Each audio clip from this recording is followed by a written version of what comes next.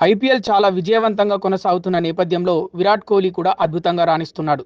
తాను రాణించడమే కాదు, బెంగుళూరు జట్టుకు వరుసగా విజయాలు అందిస్తున్నాడు విరాట్ కోహ్లీ. అయితే అలాంటి కోహ్లీకి ఘోర అవమానం ఎదురైంది. అతడు ఎంతో ఇష్టంగా బెంగుళూరులో ఏర్పాటు చేసిన 18 కమ్యూన్ హోటల్ను మూసేసినట్లు సమాచారం.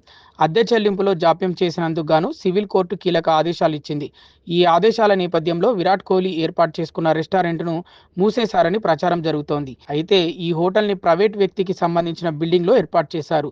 అంటే ప్రతి నెల అద్దెతో పాటు మెయింటెనెన్స్ కూడా చెల్లించాల్సి ఉంటుంది. వీటిని విరాట్ కోహ్లీ బృందం పెండింగ్లో పెట్టిందట. లక్షల్లో ఈ డబ్బులు రావాల్సి ఉండగా కోర్టు మెట్లెక్కాడు బిల్డింగ్ ఓనర్.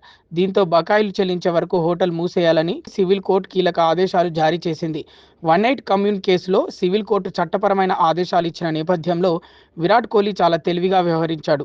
బెంగళూరులోని 18 కమ్యూన్ హోటల్ భాగస్వామ్యం నుంచి తప్పుకున్నాడు.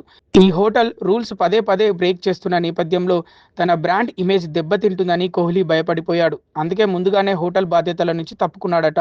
ప్రస్తుతం ఈ హోటల్ నిర్వహణ బాధ్యత ఓ ప్రైవేటు హాస్పిటాలిటీ కంపెనీ చూసుకుంటుందని తెలుస్తోంది.